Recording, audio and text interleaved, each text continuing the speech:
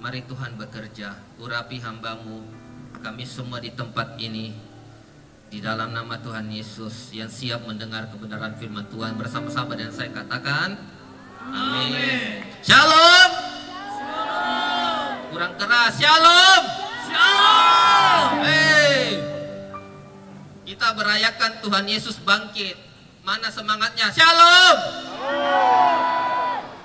Kurang keras, shalom. Baik, terima kasih kepada Tuhan Yesus Kristus lewat Pak Ketua PGGM, Pak Pendeta Donald Salima yang mempercayakan saya di tempat ini. Terima kasih. Nama saya Pendeta Daniel Donald. Tema yang kita diberikan adalah damai sejahtera Kristus di tengah keluarga, diambil dari Yohanes 20 ayat 26. Tapi kemarin waktu kita parade Paskah, saya lihat subtemanya itu adalah dengan parade Paskah Okumene PGGM 2025 kita ciptakan iklim kekeluargaan dan harmonisasi antar denominasi gereja dan toleransi antar umat beragama di Kabupaten Mimika. Nah, berbicara tentang damai sejahtera Kristus di tengah keluarga diambil dari Yohanes 20 ayat 26. Kita buka Yohanes 20 ayat 26.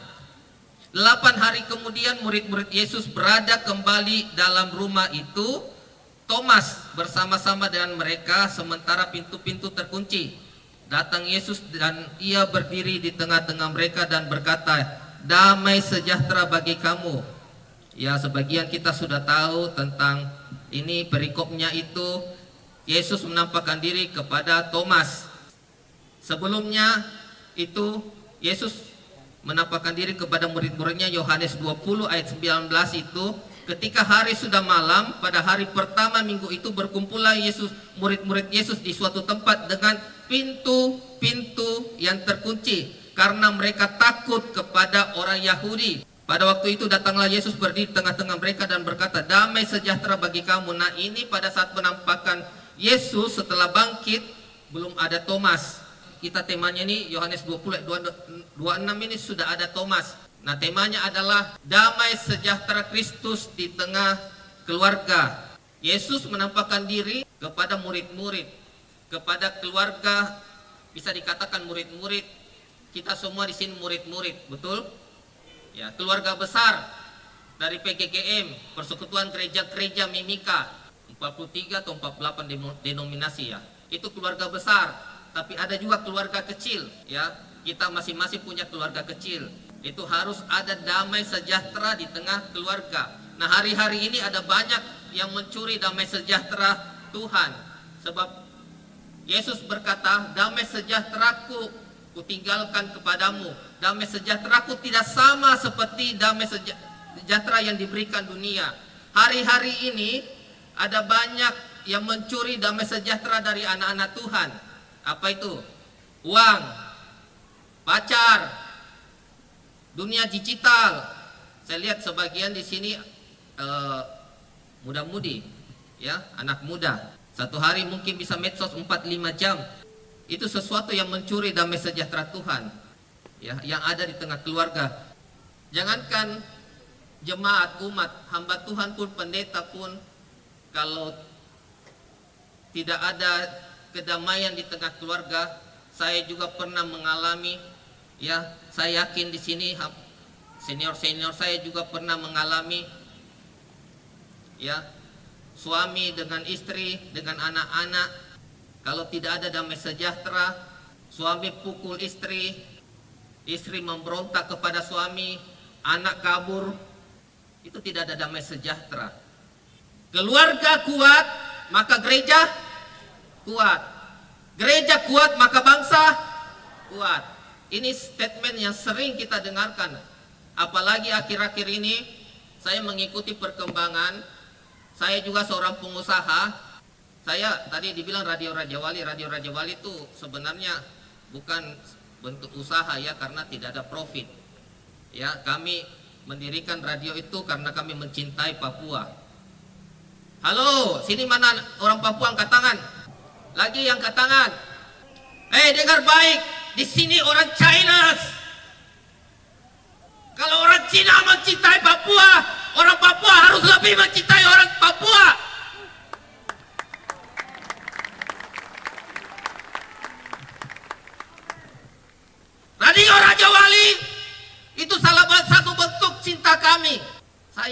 anak orang Papua 2 tahun lebih. Namanya Mikael Daniel Meyau. Orang Kamoro, tinggal di rumah kami. Ya, bapak mamanya kami baptis, kemudian kami teguhkan pernikahannya. Cinta sama Papua. Dulu itu saya kepahitan. Ini sedikit sharing ya, karena menyangkut damai sejahtera. Dulu saya kepahitan sama orang Papua.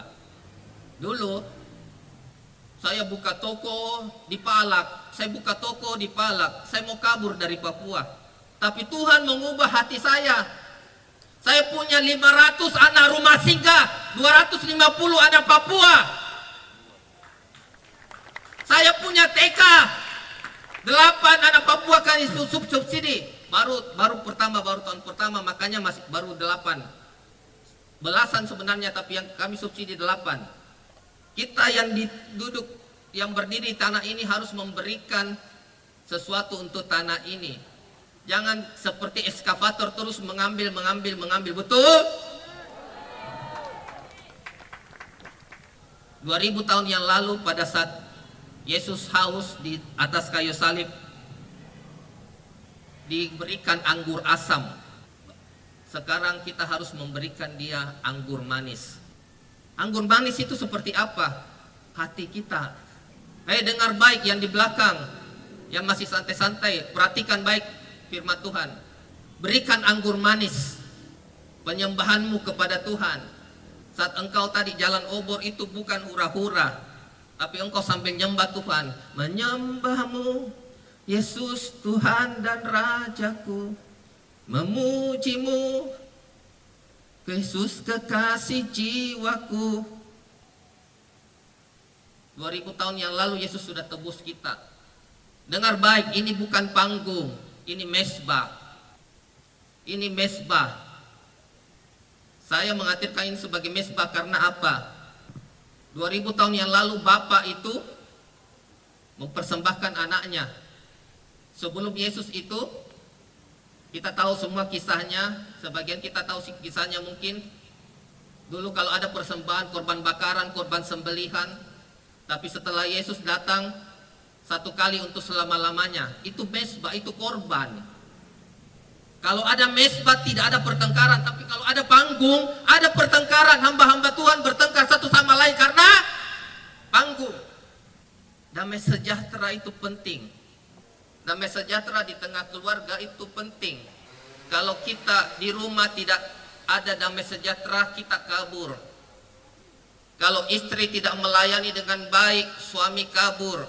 Kalau anak, dengar baik orang tua. Dengar baik para orang tua. Anak gadismu ketika engkau tidak pernah peluk dia, dia akan mencari pelukan di pria lain. Ya, ketika dia tidak merasakan cinta. Kemarin waktu habis rapat PGGM di depan kantor pajak, di situ kami ada makanan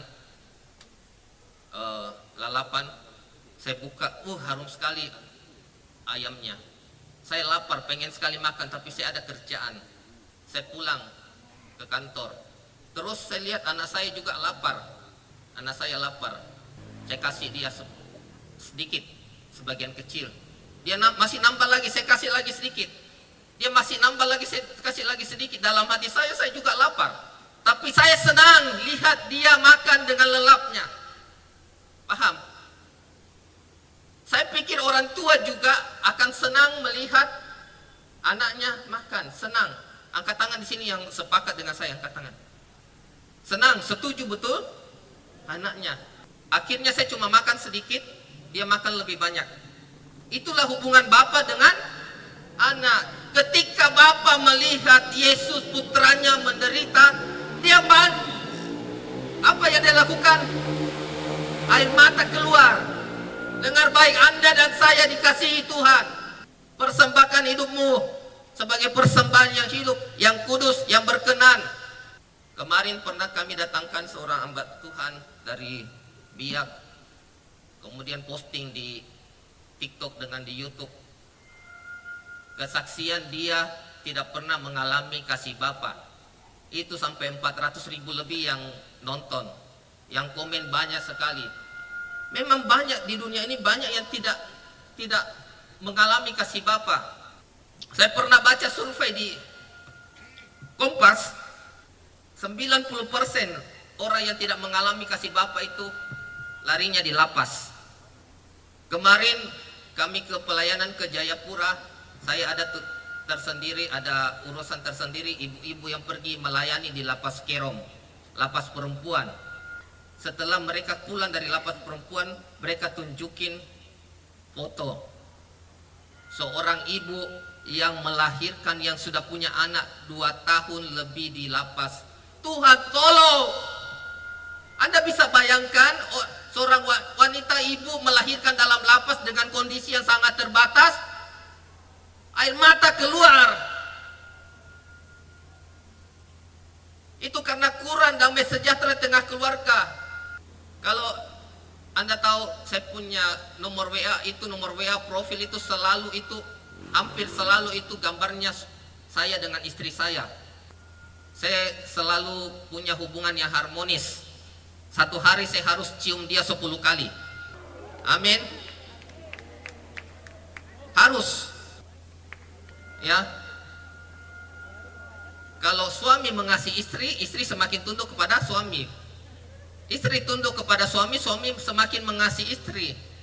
Anak-anak senang. Awal-awal saya menikah, saya pengusaha, istri saya pengusaha, dua-dua ego tinggi. Mbak aku hajar, anak-anak kepahitan. Anak-anak, saya baru 1 anak sebenarnya ya, ada anak yang lain banyak. Jadi anak-anak mereka kalau dengar suara hujan itu takut. Kenapa? Karena saya pernah main bentak-bentak istri. Sampai sekarang masih trauma. Hai bapak-bapak, hai ibu-ibu, menentukan anak-anakmu di bawah. Ada banyak sekali anak-anak rumah singgah, anak-anak kami itu tidak mengalami kasih Bapa. Ini yang paling penting, yang di keluarga kecil dulu. Baru kemudian di keluarga yang lebih besar. Bisa sama gereja, saling merendahkan hati, bekerja sama. Saya sekitar PGGM 3-4 tahun, 70% waktu saya terlibat. Itu merendahkan hati, bekerja sama. Saya punya kesibukan banyak sekali. Saya punya toko beberapa, ya, dan lain-lain, semua radio. Tapi saya mau sempatkan waktu saya itu untuk apa? Untuk membaur, untuk bekerja sama, untuk unity, untuk bergandengan tangan. Karena gereja harus kuat. Amin. Gereja harus jadi contoh. Gereja harus jadi teladan. Amin. Damai sejahtera penting. Damai sejahtera Kristus di tengah keluarga memerintah kita semua. Amin. Saya mau ajak kita semua di tempat ini, mari kita pejamkan mata, kita merenung semua. Karena ini adalah juga refleksi renungan. Saya disampaikan sama Pak Ketua PGGM, kita refleksi renungan. Mari pejamkan mata singkat, kita tunduk kepala, kita merenungkan semua yang membuat hati Tuhan kecewa, membuat hati Tuhan pilu selama ini. Mari minta ampun. Di hari kebangkitannya itu kita mau bangkit. Terima kasih Tuhan, terima kasih. Materaikan firman-Mu, biar firman termeter dalam hidup kami. Di dalam nama Tuhan Yesus, haleluya, amin.